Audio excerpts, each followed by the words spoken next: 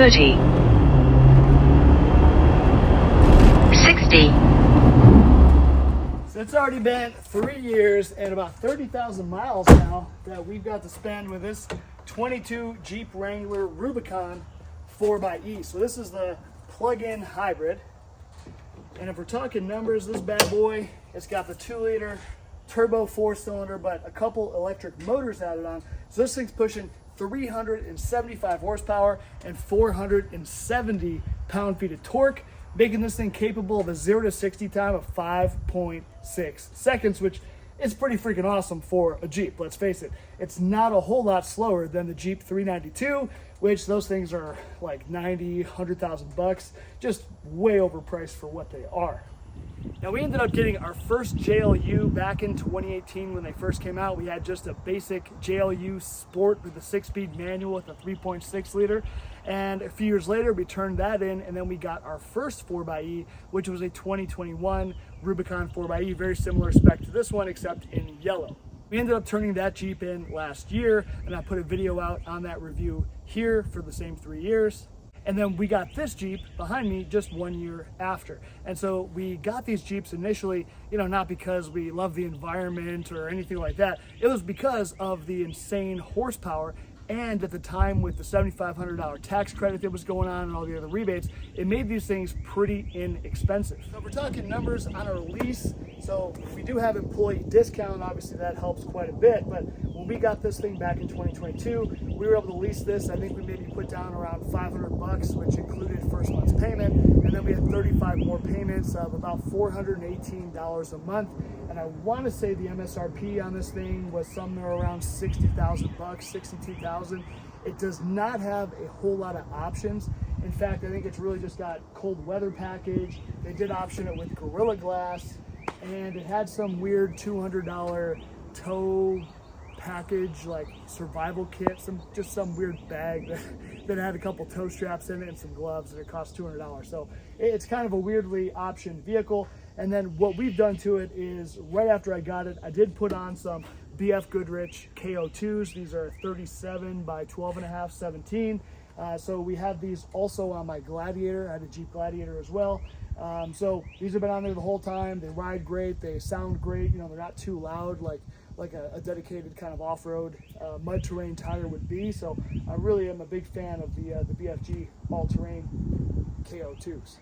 Now, I did also at one point install some aftermarket bumpers and some aftermarket side steps, some steel ones. And, that was really cool. But of course, to turn back in the lease, I had to pull those off. I put it back to stock, and then we just sold off those extra parts. Now, you may be looking at one of these for the range. So I think the official range for this, if you want to drive it in pure electric mode, is about 21 miles. I think that's a little bit light. A lot of people get 25, even some guys up to 30 miles of range. So I would say 25 is probably closer. Even for us having 37-inch tires on this thing, we usually get around that 21 to 25 range. And that's taken into account that the speedometer is actually not correct, right? Because the speedometer is under reading what we're actually doing. So if we got 21, it's probably, 15% off, right? It should be 15% higher than that. So I think this thing does get pretty good range. The cool thing with this too, as far as charging goes, is as long as you have a 220 volt charger, then you can fully charge this thing within about 2 hours. So if you think about that, if you work from home or you have somewhere to charge during the day, you could drive, run some errands. Maybe you put 10, 15 miles on it, pure electric, come home, you charge it within an hour or two, it's fully charged again.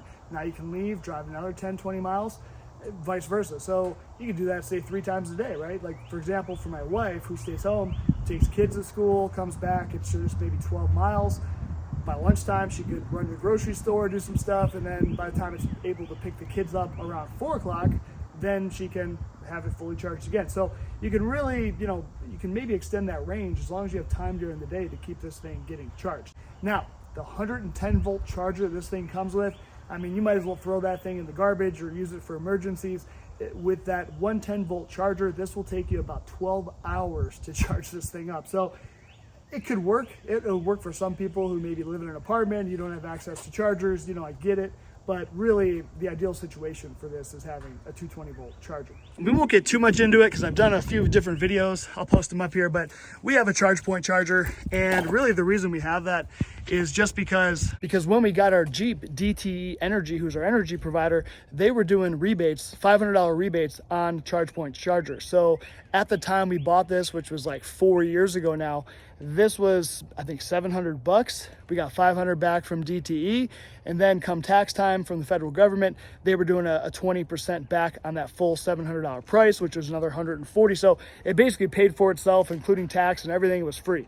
What I would tell you guys today, don't spend the money on an expensive charge point unless there's some clear reason. But otherwise, I've done testing now on probably 3 or 4 different chargers that are off Amazon, just some cheap Chinese ones, and they all work just fine. My house hasn't burned down. My Jeep hasn't burned down. It's been just fine. So I even have a 110/220 travel charger that I use when I go up north. That's worked fine. So you can find a lot of those chargers sub $200. So, you know, if I was going to buy another one, you know, I would not be going charge point. I would definitely be going with one of those. I just want to show you kind of what the underside of this thing looks like after 3 years and 30,000 miles. So you can see we're still in good shape. Now we are starting to get some surface rust setting in on a lot of parts. So if you live in Michigan like we do, or in other states that use salt on the roads, you're probably going to want to get your Jeep undercoated to make sure this thing lasts for a long time. You can see clearly we did not. Now this Jeep also does not get garaged. It sits here right outside my garage just like this for the last 3 years. Rain, snow, everything. And so we get a lot of undercarriage rust, and you can see where these products are even, look at this, rusting out after about 3 years. I think I put these on not too long after we got this Jeep. So you can see right on the frame, we're starting to get some surface rust along the bottom. You know, your typical stuff. So again, if I was gonna keep this Jeep, if I was buying it, then I would have definitely sprayed some undercoating probably every single year before winter. And you can see, like, so these bumpers, I think they came from Yita Motor. So yeah, they have not held up very well. And again, they're just kind of an inexpensive Chinese bumper, but you can see just lots of surface rust. So again, if I was going to keep this Jeep, I would pop these bumpers off, repaint them, respray them, spray with some Rhino liner type stuff, and then pop them back on. It's not too hard, but it's pretty common with most of these aftermarket bumpers. And so again, here's the rear end, just so you can get a view of kind of what it looks like after 3 years. Now, after 3 years and 30,000 miles, you can see the interior has held up very well on this Jeep. Now, keep in mind, we do have 2 girls who are 10 and 12, and they are absolute slobs. So you can see the rear seats. We had to do a lot of cleanup to be able to turn the Lease back in, but everything is holding up. Everything works really well. No issues at all. You can even see that my rear tailgate hatch, even having a 37-inch tire on it for the last 3 years, it's worked just fine. Still opens and closes nicely, no problems at all. Now, as far as reliability goes on this thing, we haven't had what I would call any major issues. It's never left us completely stranded where we had to get a tow or anything like that. Now, the first issue was about 1 year ago, around 20,000 miles. We did get a check engine light, and it was just related to something with like a coolant line. So they ended up replacing the coolant line. It just took a few days. I think we needed an oil change at that time anyway, so they just did an oil change, replaced that coolant line thing, and got it all fixed. Took a couple days, again, no big deal. So fine. Now, about 10,000 miles in, just like every Jeep we've ever had, we've had 3 of them, well, 4 if you count the Gladiator. They've all had cracked windshields. And so this one does have Gorilla Glass, which helps. Okay, this one made it the longest before cracking, but still, I think after about a year, 10, 12,000 miles, it ended up getting a crack, and we just waited to replace it just until a few weeks ago, right before we're getting ready to turn this thing back in. Now, the biggest problem we had was maybe 5,000 miles ago, around 25,000 miles, we had an issue where the fuel door would not open. So when you were hitting the button inside door would not open, and there is a extra mechanical release in the trunk, so my wife would have to go and freaking pull that thing out and be able to get the door to pop. And that worked fine. She actually just, we didn't really even want to take it to the dealership because it wasn't like that huge of a deal. But then what happened after that, after a couple weeks, all of a sudden when you were pumping gas into this thing, it would only pump for like a second and then it would click. So there was some kind of pressure building up in the tube of the filler neck. And so that was a pain in the ass because it'd take you like 5-6 minutes to get like a gallon or two of fuel. So anyway, we had to take it in for that, and they ended up replacing the whole fuel filler neck and the whole door assembly and everything. That took forever because they were waiting on parts. So I want to say that took like 2 weeks. So that was a little bit of an inconvenience. The dealer hooked us up. They gave us a new like Jeep Cherokee, whatever that small little Cherokee is. So we drove that. It was fine. So that's it. Otherwise, this thing's been pretty trouble-free. We're here in Michigan. It's cold as hell in the wintertime. It does not stay in the garage. It stays just outside. We do have issues sometimes with form. I think it's form. And I can't tell you exactly what that means, but just sometimes where it won't go into full electric. You'll go to try to go into electric mode. It'll tell you, oh, it's not available right now. There's maybe an issue with oil refresh that's happening or something like that. So that would happen periodically, and you just learn to kind of live with it. Because it's a hybrid, it still works. You still drive just like normal. You're just not being able to put it in the standalone electric mode. And see, once we're in here, this is what I'm talking about. So with these 4xEs, you've got your hybrid, which is what you would normally drive around in typically. This is your pure electric. And then if you were going to drive somewhere and you wanted to save your 20-25 miles of range, you would hit e-save and it would try to not use the battery power at all. That way, wherever you get to your destination, then you could use it. So it's kind of cool. It's selectable. For the most part, you're just going to be probably driving in hybrid, unless you do a lot of short trips where you want to be just in electric mode. You would hit it, and I'll show you what'll happen probably right now.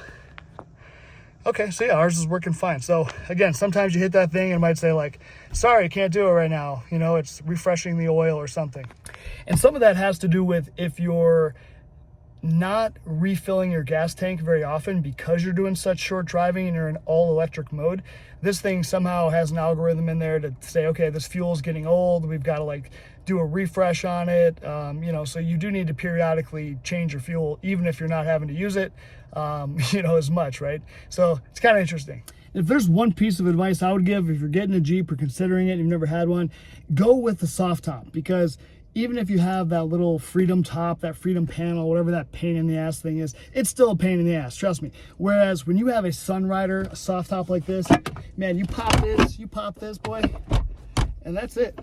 Like, we're ready to rock. Like, right now, you're popping this thing up, you get out, you push it down, you're done. It takes 3 or 4 seconds. I mean, it's freaking awesome. And then if you want to blow off the rest of the windows, it takes literally about 2 minutes. There's a little bit of a learning curve at first where you need to, okay, where does this go? How does it come off? But once you get good at it, you can just rip these things off. You can put them back on. Putting them back on maybe takes 5-6 minutes, but it's very simple. Like sub 10 minutes for sure. Very easy, where you can't do that if you got the hard top. And you're just really missing out on a lot of the cool Jeep experience. Now, the other thing to really mention, again, is the power output of these. So having the electric motors, having that combined 470 pound-feet of torque, I mean, it's enough. When this thing's charged up, you brake torque it, turn off the traction control, this thing will break all 4 37s loose. I mean, it chirps them all. It just takes off. A four-wheel drive with the traction control off, brake torque it. Holy fuck. Dude, it throws you back so hard, dude. It's awesome. Absolutely awesome, because when we had our 2018 Jeep JL Sport with that 6-speed, man, it was anemic. I mean, it didn't even have enough power for passing. It was freaking terrible.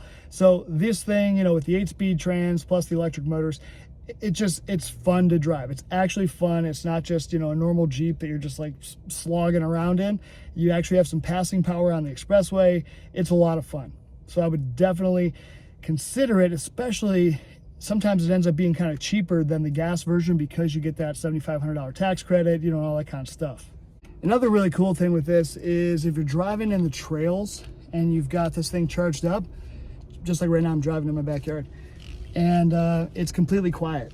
You know, right now we're in electric mode. There is no ICE engine operating. It's just the electric motor, and it's like cruising around in a 6,000 pound golf cart. You know, it's kind of weird at first, but you get used to it, especially when you're in the trails, and then all you start to hear is like leaves rustling under the tires and sticks breaking. It's kind of cool. And actually you can hear now the gas engine just started up, but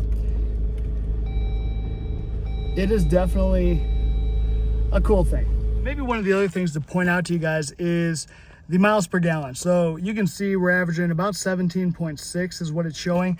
Now again, keep in mind the 17.6 is not actually correct because we have 37-inch tires. So this is about a 4-inch taller tire than the stock 33-inch tires that come on there. So you figure we're, I don't know, what is that, 12, 15% reading lower. So this is probably more like 19 miles per gallon right here. And this is also with barely charging. So the last several weeks, we haven't even really been driving this Jeep a whole lot. We've been driving the new Charger Daytona over there. So this has mostly been parked over there, not being charged. So we just been taking this back and forth to school and stuff. So you can expect to see, I don't know, 21, 22, 23. It just depends how much electric you use, especially if you do the short trips where you can use electric only. That's how they give you that crazy 72 mpge number that they calculate. It's based on some certain percentage of using pure electric. But if you don't do that, if you bought this thing just to commute 60 miles each day, and you're only charging it, and able to get 20, 21, you're not really getting that big advantage. It is still better, don't get me wrong. Again, this is a Jeep Wrangler on 37s, and we're probably getting 19 miles per gallon. And, we don't drive lightly, right? I'm beating the hell out of this thing all the time, doing launches, flooring it, so obviously you can do a lot better than we do, for sure. Now, one thing I do wish this Jeep would have came with was the premium soft top. So this one, since I did not order it, I just had to find one, on the lot. It just has the most basic top. And it wasn't a huge deal because our 2021 Wrangler, that actually did have the premium top. And honestly, the comparison wasn't like that different, like when you were in that one versus this one. But the way it looks from the outside, the premium one looks a little bit nicer. It's a little bit different material, where this one's more of like a canvas or plasticky material. But as far as like loudness inside, they're both kind of loud. I mean, and I didn't really notice how loud until I got my 2025 Ram, or if we're driving our new Charger Daytona. You get in those things and they're just whisper quiet. Where you get in this thing, it's a convertible, right? It's just like any convertible. So you do get that road noise. It's a bit loud, but it's all part of the Jeep experience. So after essentially 5 years of having a multitude of different JL Jeeps and Gladiators, what do we think? Do we like Jeep still? Would we buy another one? Well, the answer is astoundingly, absolutely. We love Jeeps. We're actually very sad because right now this is the last Jeep that we have in the fleet, and it's going back today. And so we are very sad. But the reason we're not getting another Jeep right now is the way the market is right now. For that same $400-ish lease payment, it looks like we'd be getting like a Sport or like a Willys 4xe and not a Rubicon. The Rubicon would be a bit more pricey. So we got to looking, and we ended up finding that we were able to lease a new 2025 Dodge Charger Daytona Scat Pack. So this is the new battery electric version of the Charger that just came out, and no one's buying these things. And so because of that, they are giving these things away. So we were able to lease this thing. It's got 670 horsepower, 4-wheel drive, $83,000 MSRP, which don't get me wrong, it's way overpriced. It should not cost that much, but we were able to lease this thing for $350 a month on a 24-month lease with 10,000 miles per year. And we did like $1,200 out of pocket. So $1,200 out of pocket, 23 more payments of $348 a month. I mean, it's just, it's incredible. So the car's fully loaded. It's beautiful. It's fun. It's fast. It's almost 6,000 pounds, but you would never know it. It has huge brakes. It handles awesome. So it should be a cool car. And even though it's a two-door, it is, I mean, no joke. I mean, it's as big as the back seat in this Wrangler. The car is just, it's huge. This Stella large platform that car is built on that just came out, the Jeep Wagoneer S SUV is also built on that same platform. So you can understand that it's a very big vehicle, very big chassis. So I don't think it will probably be too long though before we get another Jeep in the fleet. So right now I've got a 25 Ram that I ended up trading my Gladiator for because I just wanted some more room versus what the Gladiator could give us for the truck bed and all that kind of stuff. But I know my wife and my 2 girls are gonna be itching for another Jeep soon enough. All right, 60 degrees today here in Michigan, sunny. This is the time when you want to have a Jeep with a soft top, because it's just so nice to be able to just pop that baby right down real quick, and then if you needed to at a stoplight, if it started raining or something, you just get right out, pop that thing back up. Takes 3 seconds, you know. So it's making me sad that we're not going to have a Jeep this summer. I'm not going to be able to take the doors off and put my tube doors on, but we're going to have a 700 horsepower all-wheel drive beast, so that'll be fun to drive too, just in a very different way. All right, guys, here we are, end of the road for this 22. All right, there it is, turned in. All right, bye-bye, little buddy. I'd like to take that one home. So I just wanted to take the time today to make this video for you guys as someone who's had 2 of these 4xEs, and we haven't really had any major issues with either one of them. I know when you're shopping for vehicles, you're looking at stuff, you really only hear about the negatives and the bad stuff, right? Because that's what really pisses people off and calls them to action to actually write down what the issue is, whereas when you don't have any issues, you know, you're not as inclined to go out and write reviews and that kind of stuff. But again, you know, we're 2 for 2 as far as these things go. You know, for me, I would recommend it. I love the platform. Yes, it's a Jeep. It has quirks. They all do. Windshields are one major issue. Expect to replace your windshield. Make sure you get glass coverage so you're not paying out of pocket, because I understand these are pretty expensive pieces of glass. But otherwise, there's no other vehicle that you can have a convertible, have the doors off. I mean, I guess you got the Bronco now, but you know, for me, it's Jeep life, baby. Jeep all the way. So if you haven't already, like, share, subscribe, all that good stuff. Till next time, take care.